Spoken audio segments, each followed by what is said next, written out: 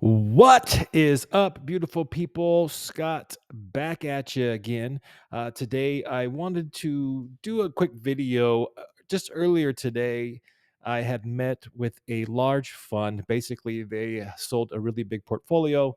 They have billions of dollars to move in a 1031, and they gave me the opportunity to basically pitch them on some of the stuff that we're working on to see if we could possibly work together. So, what I wanted to do, I thought, you know what, this it's not every day that you get to pitch what you're trying to work on towards really big corporations like that. Usually, it's more mom and pops or everyday investors, which is totally fine. But today, I thought, why don't I break down some of the notes that I took and share them with you guys? So if you guys are out there looking to do deals and trying to raise money, and you happen to come across a bigger investor, here are some of the things that they might be looking for.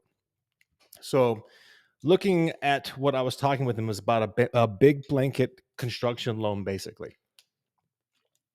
Since they are a larger investor, pardon me, they're a larger investor. And so we were looking at maybe doing more of these ground up construction development projects with them. And so we would ask them, since most of these larger corporations with that kind of money wouldn't want to be in any kind of second lien position, they probably don't want to be like a JV partner in a bridge loan. They're going to want to be in first position. So we would need to have their funds to purchase the land, do all the construction, and get the project finished. So here's are some of the things that they were looking for. You got a lot of stuff you need to make sure you're taking a peek at. So on this list, you can see some of it, but you're going to need all your financial statements, your personal ones, and your corporation balance sheets.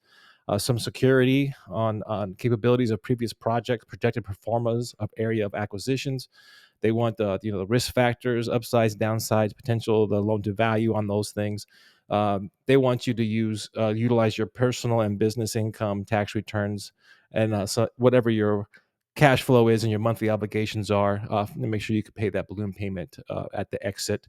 They want to know what other kind of strategies you have in case the home doesn't sell, which is why they put these other possibilities here: DTI, PTI, and a DSCR loan, where you might get an investor loan to refinance them out, get their money back, and keep the project yourself.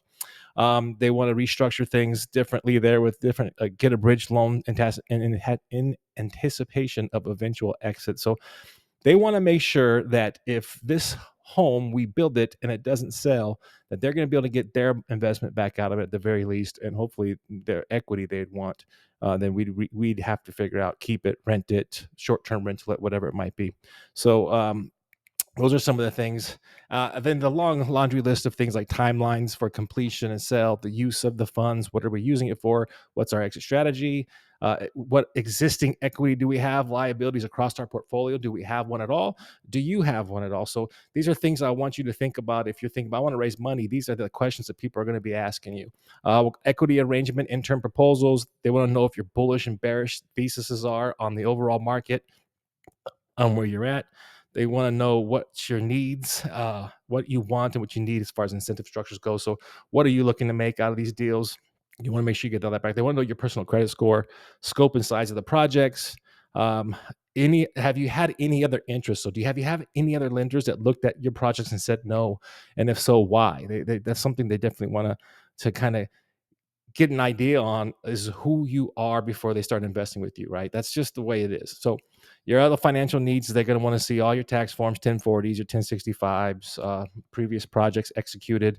Again, personal financial statement, corporate balance sheets, performance, your pitch deck of projects, your application, and bank statements. It's almost like going out and getting a mortgage for a house, really, when you're talking with these bigger corporations. So I wanted to kind of break that down with you guys so you kind of see the difference between a couple of things. So when you're first getting started in that, in real estate investing or development or fix and flip or whatever it is you're working on right now, you don't always have all of this stuff. You don't always have like this background and this of projects done, and you're like, what do you mean personal financial and corporate balance sheet? I mean, I've only started my business this year. I don't have anything. So this is these big corporations might not be for you if you're just getting started. It's tougher to get in there. Now, you might be able to do it if you partner up with somebody or something like that. But there's also, I wanted to share with you things like fractional. So here on my screen you'll see fractional. You can go look it up yourself. It's right here, fractional.app. And this is a great place to get started if you don't have a ton.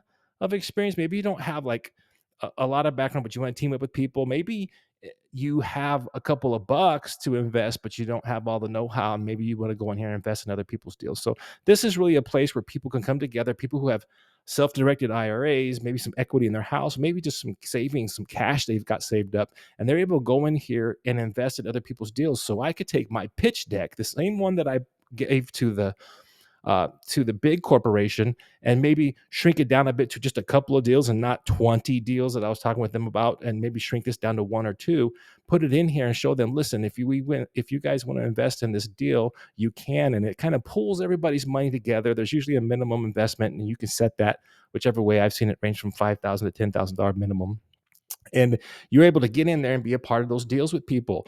It's pretty cool. And so there's just different ways to pitch what it is you're looking to do, to try to raise the money and team up with people. I just wanted to give you two sides of the same coin. So one side, big corporation, what are they looking for? It's almost like trying to get a mortgage. You're going to have to put, your firstborn kid on that as a lien towards the property. Or you can come into something like this in fractional. I think fractional is really cool for the everyday person to come in and invest in real estate, learn about real estate. And if you're a guy who's out there doing, or a gal who's doing projects, and you're looking to raise some money, this is a great place to come and do that. And it's a little more personal instead of so corporate. So anyways, I just wanted to share with you guys today.